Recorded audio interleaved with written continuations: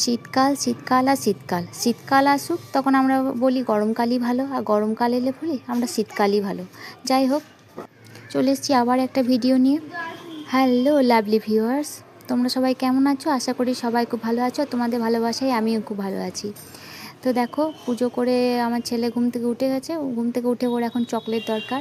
সব ফ্রিজগুলো খুলে খুলে দেখছে এখন কোন ফ্রিজে ওর চকলেট রাখা আছে। এই ফ্রিজটাকেও খুলে দেখছে এটাতে ওর চকলেট রাখা আছে কি না, কিন্তু চকলেট ওর রাখা নেই, বাড়িতে এখন আনা হয়নি চকলেট। যদিও ওর জন্য চকলেট সবসময় বাড়িতে এনে রাখতে হয়, কখন খেতে ইচ্ছা করে ও নিজেই জানে না। মাঝে মধ্যে এমন বায়না করে তখন না দিয়ে থাকা যায় না, যার জন্যই বাড়িতে এনে রাখা হয়। তারপর ওর বাবা তো বাড়িতে থাকে না, তার জন্য একটু বেশি করে বাড়িতে এনে রাখলে বারবার বাজারে যেতে হয় না। যাই হোক, এ দেখো ও ফ্রিজটাকে কেমন খোলার চেষ্টা করছে।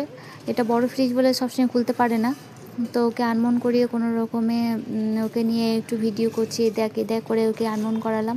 তো আনমন হয়েছে, হলে কতক্ষণ আবার যাকাত তাই হয়ে যায়। তো হ্যাঁ দেখো আমরা দুজনে কেমন ভিডিও করছি। বলে না ছোটো ছেলেদের কিছু শেখাতে হয় না, সত্যিই তাই, ছোটো ছেলেদের কিছু শেখা হয় না, ওরা অনেকটা এমনি এমনি শিখে যায়।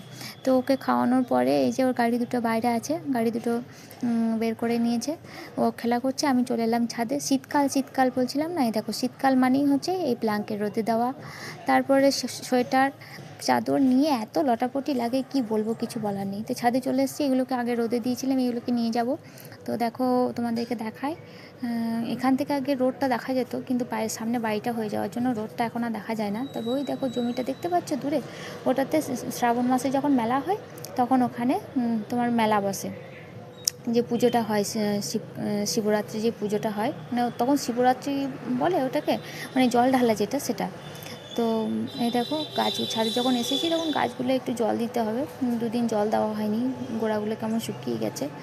তো এই টবগুলোকে একদিকে রাখা হয়েছে, কারণ এবার গরম পড়বে তো একটু একটু করে, তো সারাদিন রোদের মধ্যে থাকলে মানে পাতাগুলো সব কীরকম হলুদ হলুদ হয়ে যায়, যার জন্য এক পাশে রাখা হয়েছে, রোদটা সবসময় পাবে না।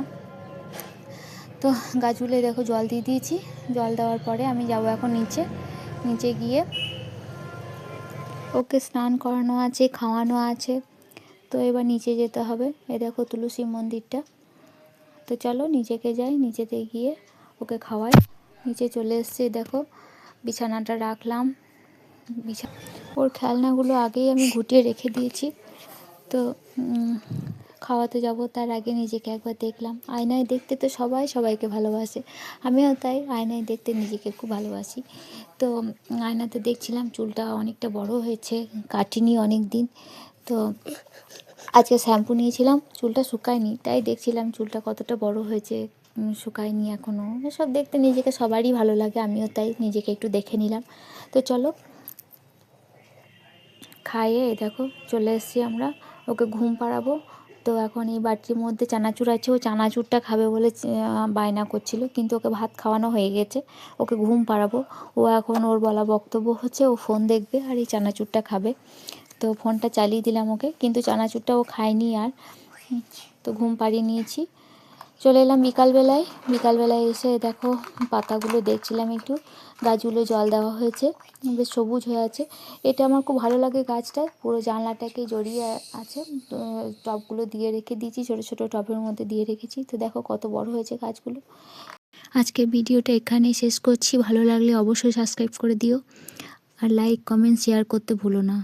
টাটা বাই বাই, আবার পর দেখা হবে পরের ভিডিওতে।